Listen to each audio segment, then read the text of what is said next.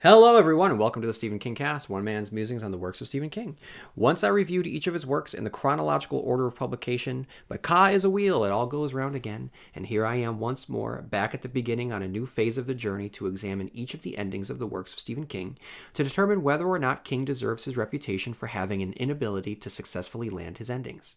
The focus of the podcast is going to be to examine the climax, the falling action, the resolution of the endings to each of his novels and break it down by characters, themes, conflicts, and plot to determine whether or not it meets the criteria of being an objectively good ending. I will also weigh in on whether or not I happen to personally subjectively like the ending, and today's podcast will focus on the ending to Stephen King's classic Misery. Okay, guys, I'm going to get right into it. Last week, I gave a quarantine corona recommendation of a series of books and movies / TV for everyone to catch up on. And what I'm going to do is head back into the endings of the works of Stephen King. I had taken basically a month-long break from June to July to I wasn't in the zone. I couldn't focus where I needed to focus, and I kind of want to get back to it. I don't want to leave anyone in the lurch, so I'm just gonna go right into my thoughts on the ending of Misery. And in order for me to talk about the ending of Misery, I'm just gonna read the Wikipedia summary so that we have some context. Paul Sheldon, the author of the best-selling series of Victorian-era romance novels featuring the character Misery Chastain, has finished the series' final installment, in which Misery is killed off. As Paul celebrates the completion of the manuscript for his new crime novel Fast Cars, he is caught in a snowstorm in a remote section of Colorado, causing him to crash into a snowbank. He awakens to find that he has been rescued by Annie Wilkes, a former nurse living nearby. Annie is an avid reader of Paul's Misery series, proclaiming herself to be Paul's #1 fan.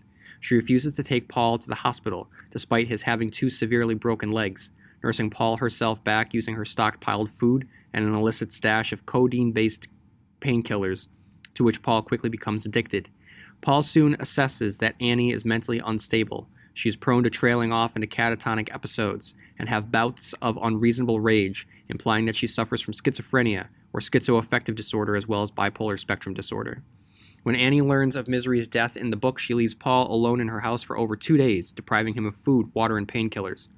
Upon her return, she forces a weakened Paul to burn the manuscript for Fast Cars, which she hoped would launch his post-Misery career, and presents him with an antique royal typewriter for the purpose of writing a new Misery novel that will bring the character back from the dead.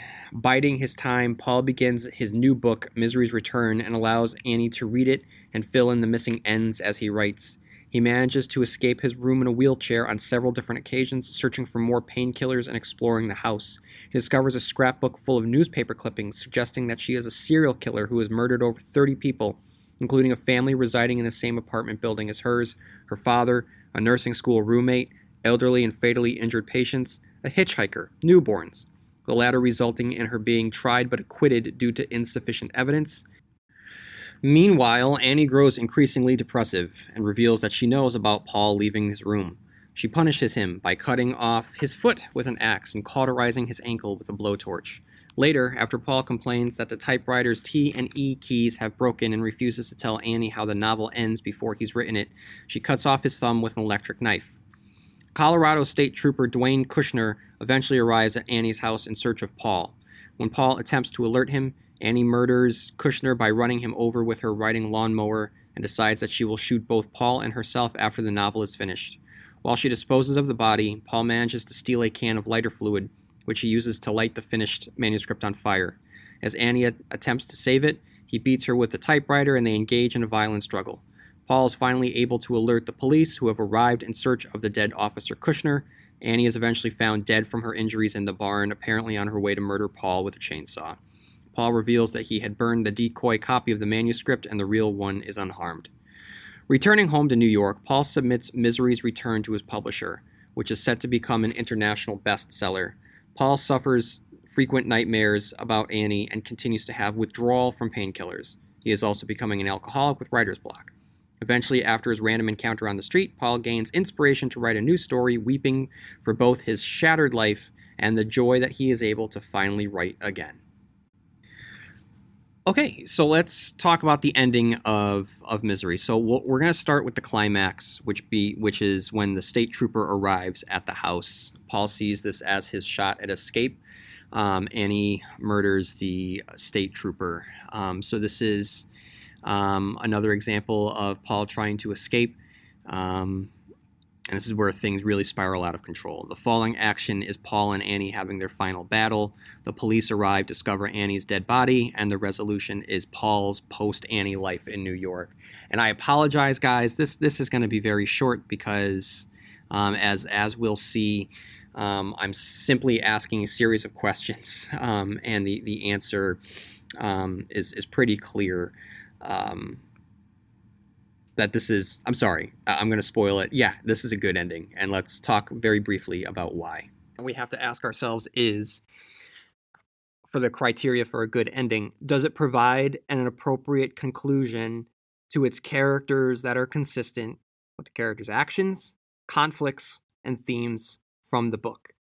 And I would say yes. Paul is introduced to us as a victim, as a prisoner.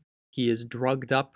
He is physically abused, physically mutilated, mentally abused, emotionally abused. Throughout the novel, he attempts escape.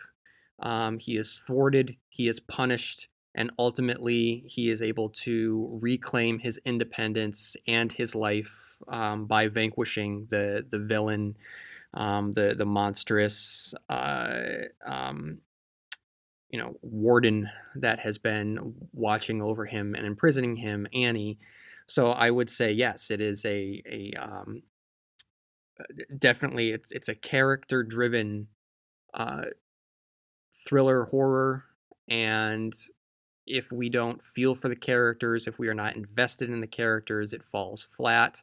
We are completely engrossed in the turmoil and conflict that Paul has found himself in. We root for him to escape. It is thrilling. It is harrowing because of the work that King did by infusing both of these characters. Gambling can be addictive, just like alcohol and other drugs. And like with other addictions, help for yourself or a loved one is out there. Call the Massachusetts Problem Gambling Helpline at 800-327-5050. With so much dimension that, yes, in the end, it is consistent with what he had worked with these two characters. He had put Paul through the absolute ringer. He established Annie as, fully human, but, there are times with his descriptions that she is a force of nature. I believe that he referred to her as a totem that Paul had to conquer. And, he is completely presented as the underdog. Her physicality, Annie's physicality is fully on display. She is a very human monster within the pantheon of King villains, but with the inhumanity that she perpetrates on Paul, and the cold monstrosity and horror that she is able to inflict on him with the drugging him, getting him addicted, cutting off of his thumb, obviously that amputating his foot. It's all of the most horrific things any of his characters, his villains, has ever wrought upon another one of his characters. And for that character to be human and not a shape-shifting clown or a quasi-immortal or a soul-stealing imp, it really speaks to the power of that character. And so to have these two characters be so firmly entrenched within this story and have them on this collision course to one final conflict, yes, I mean, yes, The conclusion is very character based and consistent with the work that he had put in leading up to the conclusion. So yes, criteria for a good ending from a character standpoint, I think that it works. Does it successfully wrap up the plot? Specifically, do the events build upon one another with consistency? Yes, and I touched upon that a little bit. So Paul, it's from a situational standpoint, from a plot standpoint, we have a character, we have an author who is injured in a car crash, nursed to health while simultaneously being kept vulnerable and in an unhealthy situation, in a dangerous and captive situation throughout the entirety of the book. Um, it all has to conclude somehow, whether this character escapes captivity or dies within captivity or remains a captive. So yes, the plot is wrapped up. I touched upon it within the characters because the plot is the concept here is so simple, which isn't it's not um, a criticism. It's actually a strength of the novel. It's a very simple plot that really weaves in the conflict, the characters, and the setting into really one thing. So that in really discussing one, you're kind of discussing all. So yes, the plot is wrapped up, and once the plot is wrapped up, obviously the characters and the conflict and the theme is wrapped up as well. But yes, this is a character that needs to get out. The character gets out. It does not feel forced. It does not feel unrealistic. It feels very true to the characters and to the conflict that was established. Does the conclusion serve the theme, symbolism, and motifs? Yes, absolutely. Burning the manuscript, beating Annie in the head with a typewriter is definitely the author reclaiming control of his artistry that had been denied of him throughout the entirety of the novel. He is no longer held prisoner, both literally and metaphorically, by this obsessive fan that stood in for obsessive fans entirely. I'll talk about that a little bit more in another section. So, in terms of the themes, we have the obsessive fan and we also have addiction, and his freedom. He is able to escape both. He is able to escape the toxic fandom. He's able to escape his addiction, which is fully on display not just um, from the physical escape, but in the epilogue, in the resolution. I should say that, yeah, the resolution when he The second round is this weekend, and now you can trade on football legally nationwide on Kalshi. Right now, Houston is trading at 39% to beat New England. That means a $100 trade pays $257 with a win. On Kalshi, you're trading against your peers in a live market, meaning there's no house. And as the odds change, you can buy in and out of your position all game long. For a limited time, download the Kalshi app, use code IHEART, and get $20 when you trade 100. Kalshi. Kalshi. Trade on anything. He starts weeping and crying. He is completely freed spiritually and physically, and he's able to start over. The next question is, it doesn't go into really judging whether or not the ending is quote unquote good, but it is something to consider. It doesn't take away from a book, but it kind of does add to it. And that is, what is the most famous scene in the novel, and does it appear in the conclusion of the story? So I would say that the most famous scene has a lot to do with the movie, and it's different than it is in the movie, and that's the hobbling / amputation scene. So I would say that is, when people think of Misery, I think they tend to think of the movie. And I think that when people think of the movie, they tend to think of the sledgehammer scene. So kind of retroactively, if you work backwards from that scene, it's the book version of that scene, which is not the sledgehammer, it's the axe and the blowtorch. And so I would say that happens to be the most memorable, famous scene of the book, it does not take place in the conclusion. But with that said, I don't think that it takes away from the conclusion of the book. It's just something that I think that we should, discuss. And are there other factors that we need to consider? Yeah. Um, this is such an interesting book to discuss, and I touched upon this in my review a few years back. And I think that in the time since I reviewed the entirety of the book, uh, the concept of toxic fandom has only gotten worse. Because I think that um,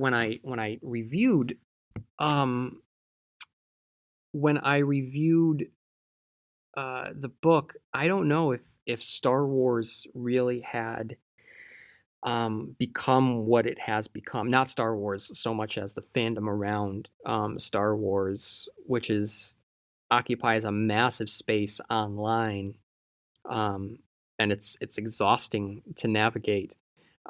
Social media has really empowered toxic fan bases to a really gross degree. And even when they're not toxic, it's at the very least contentious, and there's an entitlement.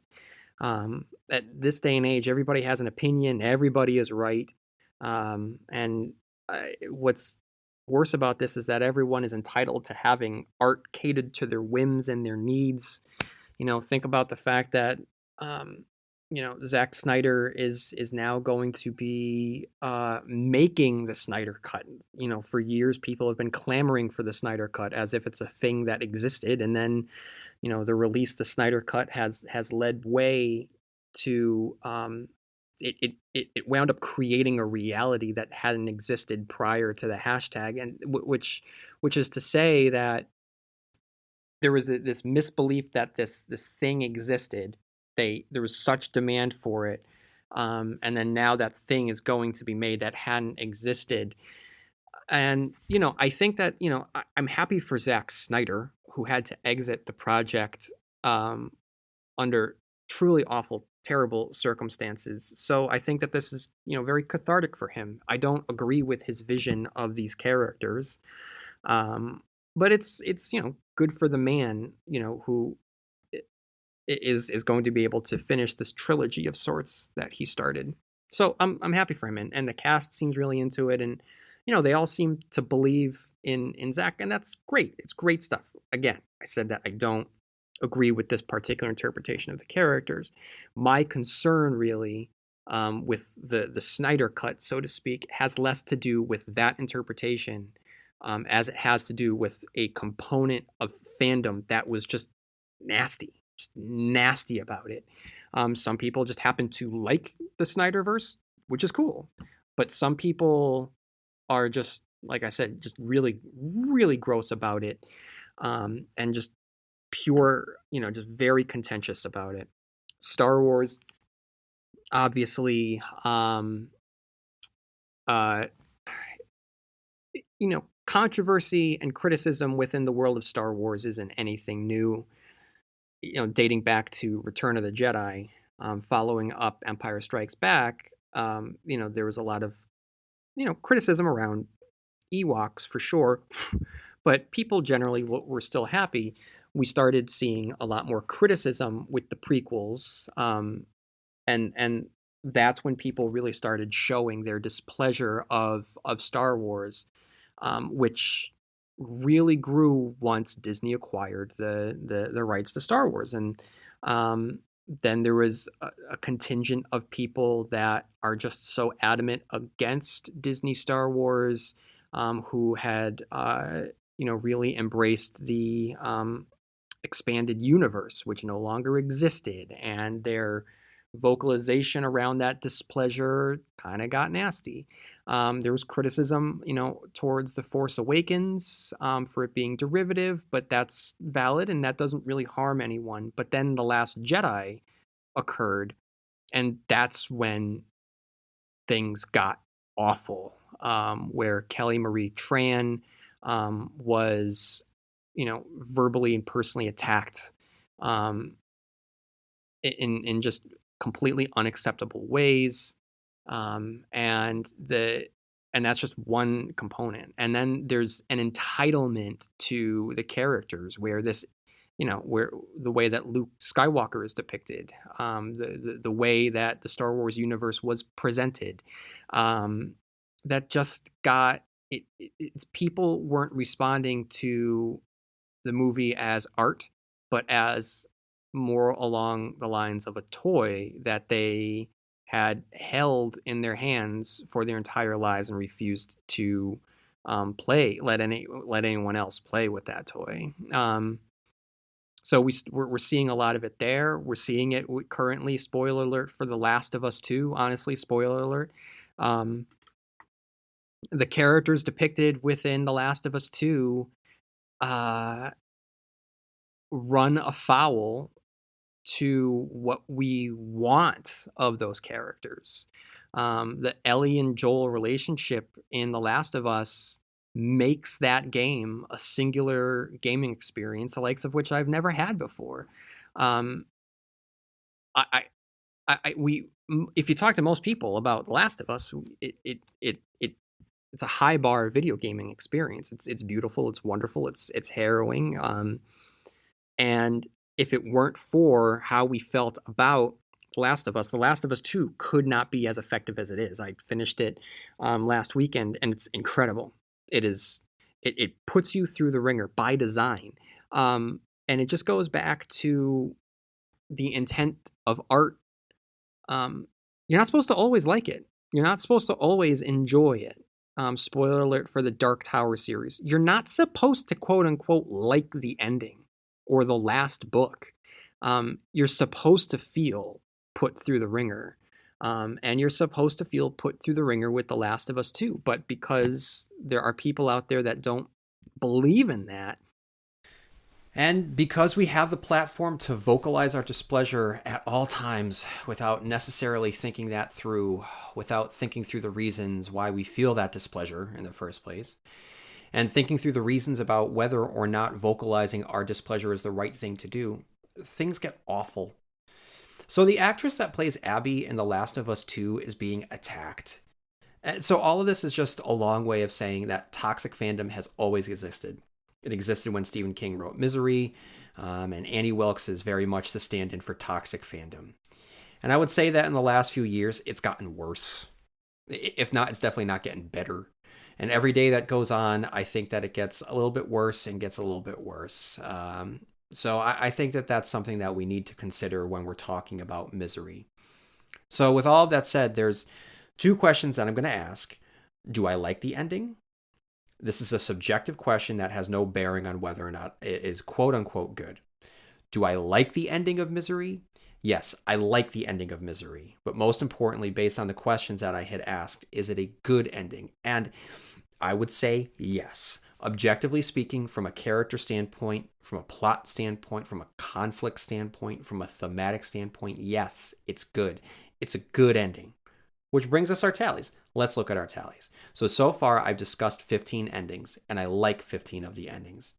And I've argued that 14 of the 15 endings are good, with Christine being the outlier there. So, Misery.